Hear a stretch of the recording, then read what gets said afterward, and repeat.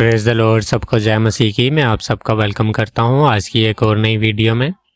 दोस्तों, आज की वीडियो में हम बाइबल मुक़द्दस के बहुत ही कंट्रोवर्शियल टॉपिक के बारे में बात करने वाले हैं, जिसे कि रैप्चर के नाम से जाना जाता है। सबसे पहले हम ये देख लेते हैं कि रैप्चर का मतलब क्या होता है। दोस्तों, रैप्चर का मतलब होता है मसीही कलीसिया का यीशु मसीह के साथ बादलों पर उठा लिया जाना। इसको हम रैप्चर कहते हैं। इसके बारे में मैं आपको पहले से ही बहुत सी वीडियोस में बता चुका हूँ। अपने रैप्चर के बारे में पहले भी बहुत सी वीडियोस में बात की है, जिनमें मैंने आपको बताया प्री ट्रिबुलेशन के कॉन्सेप्ट के बारे में, मिड ट्रिबुलेशन रैप्चर के कॉन्सेप्ट के बारे में और पोस्ट ट्रिबुलेशन के कॉन्सेप्ट के बारे में। दोस्तों, कुछ मसीह बहन भाई जो कि पोस्ट ट्रिबुलेशन के फॉलोअर हैं, जो कि उस पोस्ट ट्रिबुलेशन के कॉन्सेप्ट के ऊपर ईमान रखते हैं कि खुदावंद यीशु मसीह हमें बड़ी मुसीबत से पहले आसमान पर उठाकर नहीं लेकर जाएंगे, उनमें से बहुत से मसीह बहन भाई मेरे दोस्तों ये भी बात करते हैं। और एक भाई की मैं वीडियो देख रहा था, वो काफ़ी जज्बाती हो गए। वो मतलब वो कुछ बात कर रहे थे कि हमें, अगर हम मेरे दोस्तों पहला थस्सलुनीकियों उसका 5वां बाब और उसकी दूसरी आयत को पढ़ते हैं, तो वहाँ पर वो पौलुस हमें लिखता है कि तुम आप ही खूब जानते हो कि खुदावंद का दिन चोर की तरह आने वाला है। और बाइबल मुक़द्दस में मेरे दोस्तों इस तरह की आपको बेशुमार और लातादाद बाइबल मुक़द्दस की वर्सेस और आयात और वचन मिल जाएंगे, जिनमें कि बाइबल मुक़द्दस हमें साफ़ तौर पर इस बारे में बताती है कि यीशु मसीह का दिन चोर की मानिंद आने वाला है।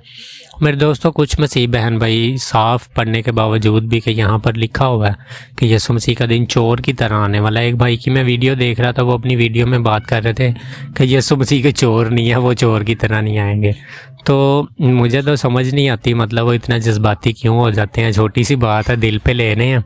अपने कॉन्सेप्ट को सही साबित करने के लिए आप ये बात कर रहे हैं कि यीशु मसीह चोर नहीं है। यहाँ पे कभी भी नहीं लिखा हुआ बाइबल मुक़द्दस में, और हम भी नहीं ये बात कहते हैं जो प्री ट्रिबुलेशन के फॉलोअर हैं। हम ये नहीं कहते हैं कि यीशु मसीह चोर हैं, लेकिन आपने ये बात दिल पे ले ली। मुझे बहुत हंसी भी आई उस टाइम वो बात भाई की सुन के, कि मतलब ये जज्बाती हो के बात कर रहे हैं कि मेरा यीशु कोई चोर नहीं है, ठीक है, इस तरह से वो बता रहे थे।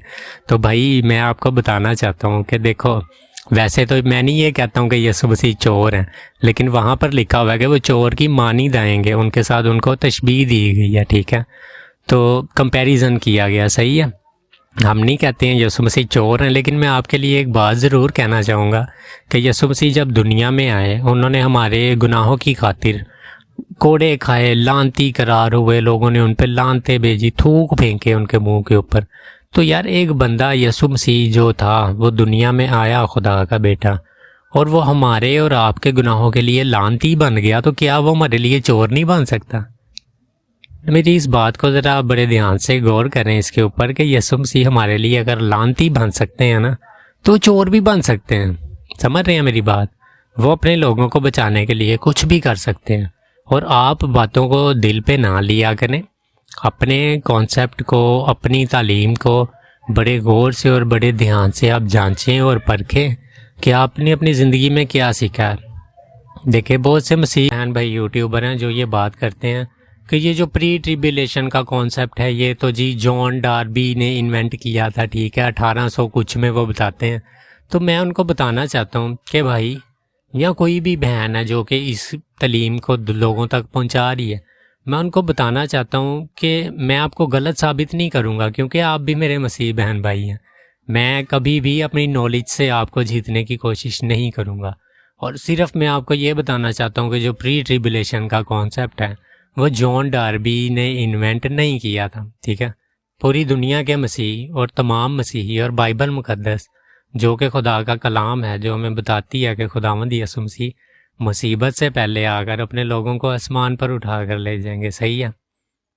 अब जो लोग ये बात करते हैं कि ये जॉन डार्बी ने इन्वेंट किया था, मैं पब्लिक के सामने बात कर रहा हूँ, ठीक है। ये वीडियो सब लोग देख रहे हैं। मैं नहीं चाहूँगा कि अगर मैं आपको गलत साबित कर दूँ अपनी बातों के ज़रिए कि ये जॉन डार्बी ने इन्वेंट नहीं किया, जो कि मैं कर भी सकता हूँ और बहुत आसान भी है। ये कुछ भी कंट्रोवर्शियल नहीं है रैप्चर में। जिन लोगों को बहस करने की आदत होती है और विवाद, या जिसको हिंदी में कहते हैं वाद विवाद करने की आदत होती है ना, ठीक है, वो ऐसी बातें करते हैं कि देखें जी रैप्चर का लफ्ज़ बाइबल में नहीं है। मैं उनको ये कहूँगा कि काश तुम लोग मैट्रिक्स से ज़्यादा थोड़ा सा पढ़ जाते।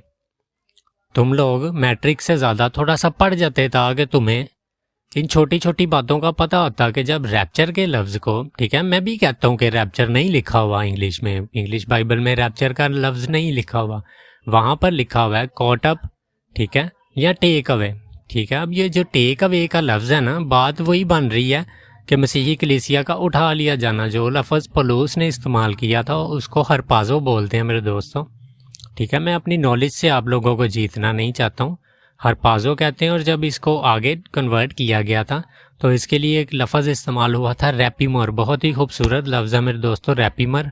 और फिर जब आगे इसको इंग्लिश में कन्वर्ट किया गया ना, इस हरपाज़ो लफ्ज़ को रैपिमर से फिर आगे जब कन्वर्ट किया गया तो वो लफ्ज़ मेरे दोस्तों इस्तेमाल हुआ टेक अवे या कॉट अप। मतलब वही बनता है जो हम बात करते हैं ना कि रैप्चर होगा, रैप्चर का भी मतलब उठा लिया जाना है, कॉट अप का भी मतलब उठा लिया जाना है, ठीक है। और यीशु मसीह, अगर तो हमारे, हम लोग कहते हैं ना कि यीशु मसीह हमारे महायाजक है, ठीक है, हाई प्रीस्ट है, तो फिर तो मैं कहूँगा कि यीशु मसीह बहुत बुरे हाई प्रीस्ट हैं अगर वो हमें आकर बड़ी मुसीबत से पहले उठाकर नहीं ले जाएंगे। क्योंकि अगर आप ईदों के बारे में पढ़ें पुराने अहदनामे में, ठीक है, तो जो हाई प्रीस्ट होता था, जो महायाजक होता था, ठीक है, वो ईद के दिन आता था और वो जो पहला फल होता था उसके ऊपर वो मोहर करता था और उसको वो ऊपर से उठा लेता था, ठीक है। और ये रैप्चर के कॉन्सेप्ट को मेरे दोस्तों, ये जो ईद है ये जाहिर करती है। इसको शायद फीस्ट ऑफ फर्स्ट फ्रूट्स भी बोलते हैं अगर मैं गलत नहीं हूँ तो। अगर गलत हूँ भी तो आप ज़रूर मुझे बताइएगा, क्योंकि नाम माइंड से स्लिप हो जाते हैं, काफ़ी ईदें हैं पुराने अहदनामा में। तो बताना ये चाहता हूँ कि आप बाइबल मुकद्दस की कुछ चीज़ों को तो मान रहे हैं, कुछ को नहीं मान रहे। अगर हम ये बात करते हैं, यीशु मसीह ने कहा जी कि जैसा नूह के दिनों में हुआ था वैसा ही होगा, तो नूह के दिनों में क्या हो रहा था, आप लोग किन किन चीज़ों को मतलब सोचते हैं मुझे नहीं पता, लेकिन मैं आपको बताना चाहता हूँ कि नूह के दिनों में नूह था, जो नूह नबी था, जो जिसने के कश्ती बनाई थी, ठीक है, वो प्रचार कर रहा था, वो प्रीच कर रहा था सारी दुनिया को कि तूफान आने वाला है। और हम भी प्रीच कर रहे हैं, प्री ट्रिबुलेशन के फॉलोअर हैं जो, कि तूफान आने वाला है भाई, बड़ी मुसीबत आने वाली है, बच जाओ। लेकिन आप लोग सुनना नहीं चाहते, आप लोग तो कुछ और ही चीज़ें सोच रहे होते हैं। अच्छा, नूह के दिनों में तो होमोसेक्सुअलिटी हो रही थी तो अभी भी वही हो रही है, ठीक है, गलत बातें सोच रहे हैं, ये तो होता ही आ रहा है। अब जो हो रहा है ना, मुझे जैसे प्रीचर्स या और जो मसीह बहन भाई जो कि प्री ट्रिबुलेशन की तालीम को मानते हैं और उसका प्रचार करते हैं, उसको प्रीच करते हैं, ये वही नूह को जाहिर करते हैं जो कि नूह उन दिनों में कर रहा था, प्रीच कर रहा था। वो बता रहा था कि भाई तूफान आ जाना है, बच जाओ, अपने घर को बचा लो। लेकिन कोई भी बचना नहीं चाहता था, आज भी कोई भी नहीं बचना चाहता।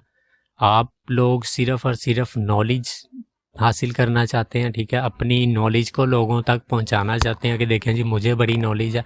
और मैं आपको बताना चाहता हूं कि जो आपकी नॉलेज है ख़राब है, जंग लगा हुआ है उसे, बिल्कुल ज़ीरो है, आपको कुछ भी नहीं पता, आपको किसी हकीकत का नहीं पता बाइबल मुकद्दस की।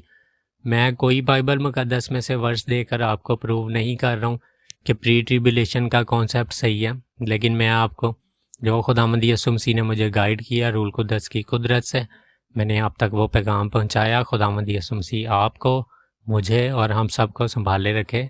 गॉड ब्लेस यू ऑल, आमीन।